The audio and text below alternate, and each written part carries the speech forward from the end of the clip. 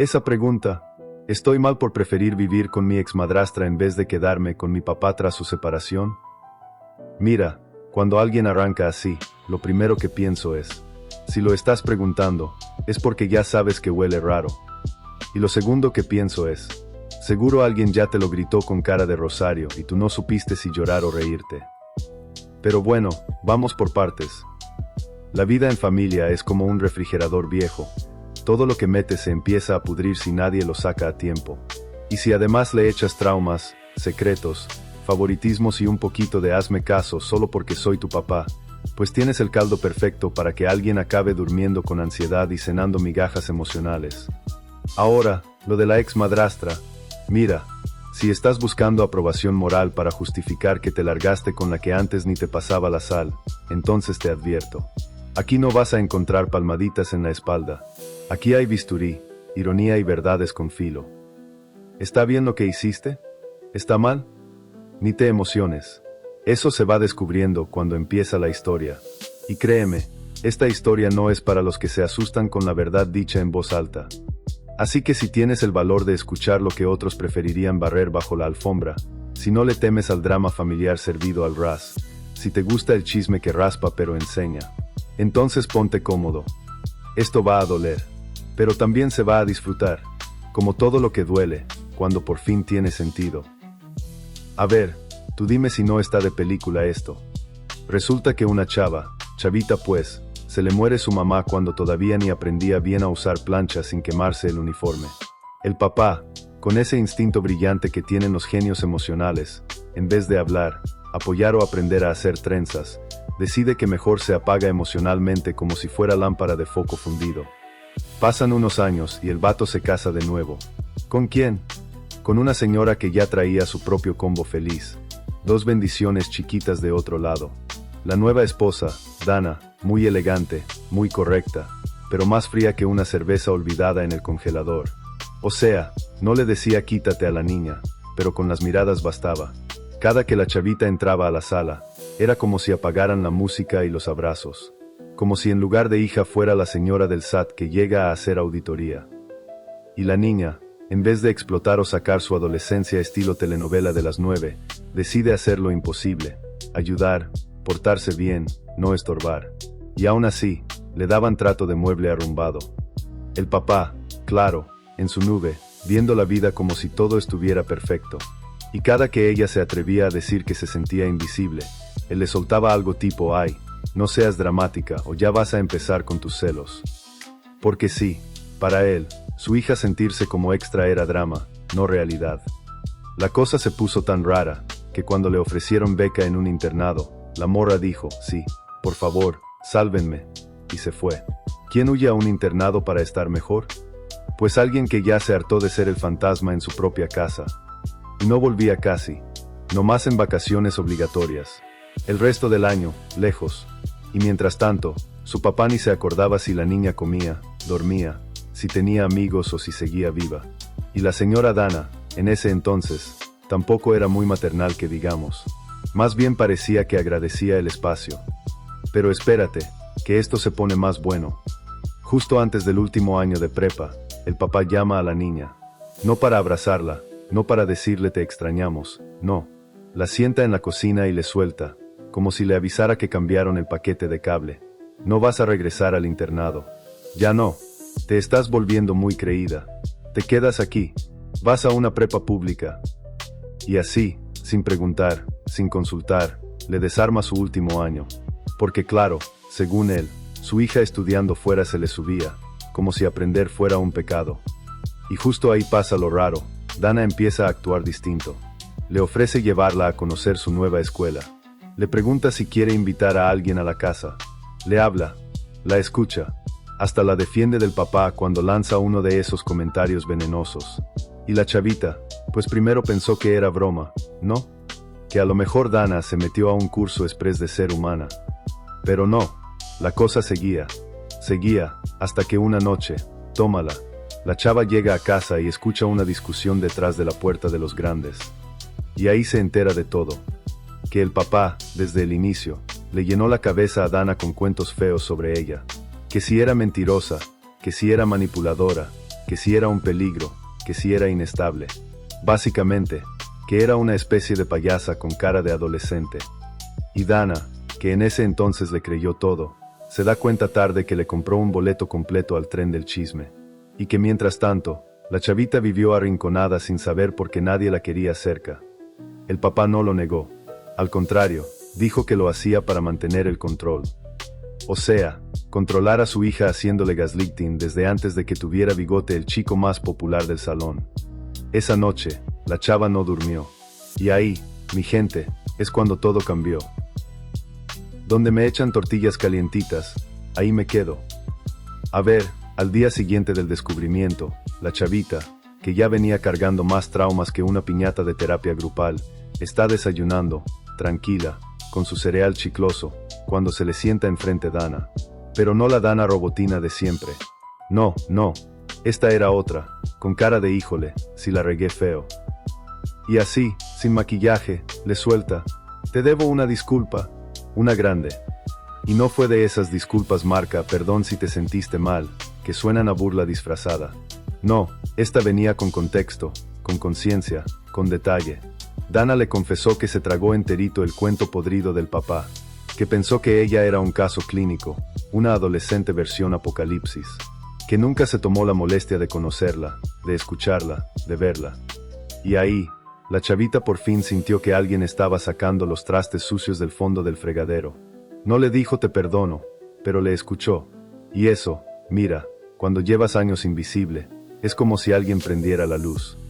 Pasaron unas semanas. Y luego, ¡boom! Dana le pide el divorcio al papá. Así, sin escándalos, sin telenovela, sin sombrerazos. Solo una separación helada. Como esas parejas que ya ni discuten porque hasta eso les da flojera. Pero si pensabas que el drama había muerto ahí, no, chavo. Aquí es donde empieza la carnita. Porque el papá, con esa lógica de varón de manual viejo, asume que su hija, por ser su hija, se va a quedar con él.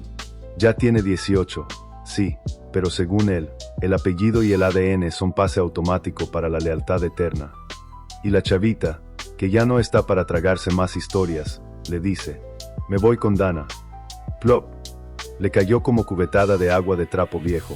Se le borró la cara de seguro y se le activó el modo víctima nivel experto. ¿Con ella? ¿Después de cómo te trató? ¿Después de lo que tú misma dijiste?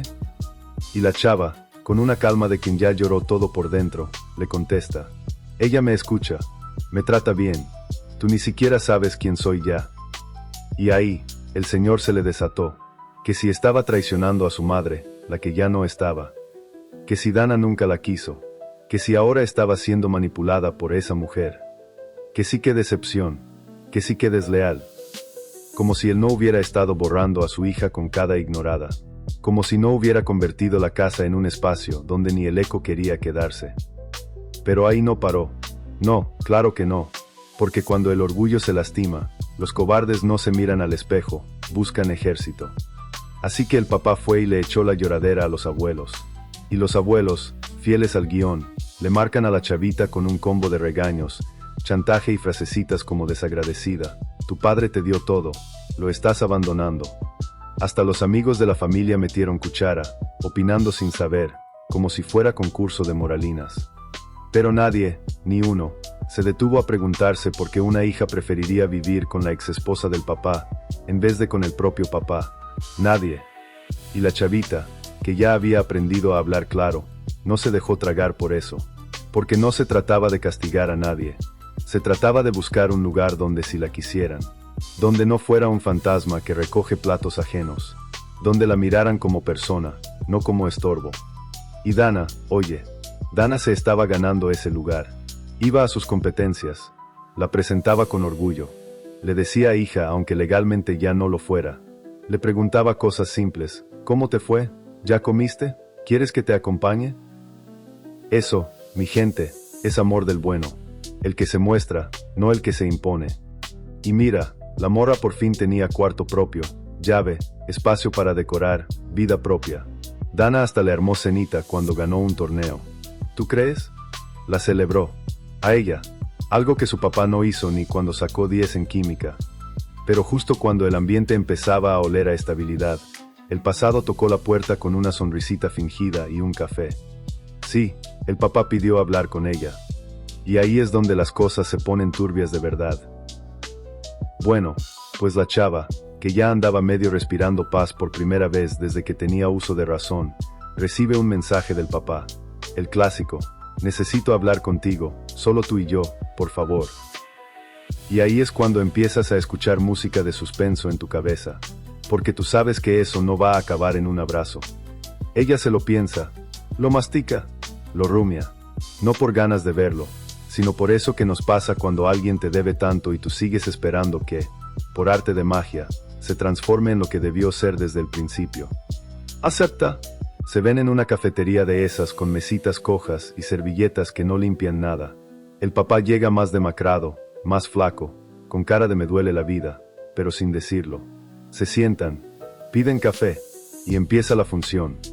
Pero no empieza con un perdón, ni con un te fallé. Empieza hablando de la mamá muerta, de cómo, desde que ella se fue, él se volvió pedazos, que nunca la superó, que se casó con Dana no por amor, sino por llenar el hueco, que cada vez que veía a su hija llevándose bien con la madrastra, sentía que la mamá se borraba un poquito más. ¿Y sabes qué?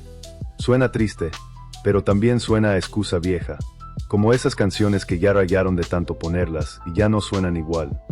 La chava lo escucha, no interrumpe, porque sabe que si no lo deja sacar todo eso, se va a quedar con el cuento incompleto.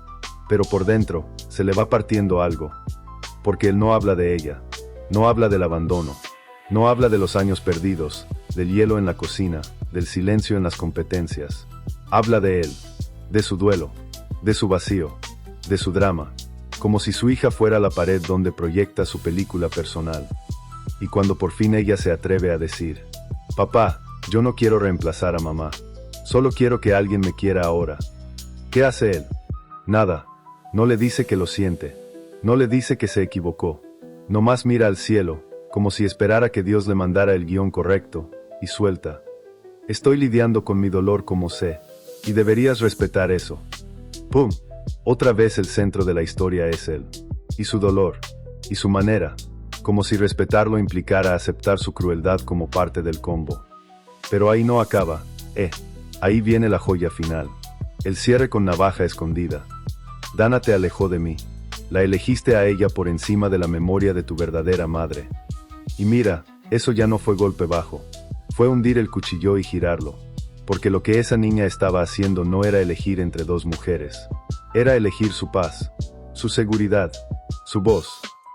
Ella se levantó, le dijo lo justo: esto no es pasado contra presente, es bienestar contra daño.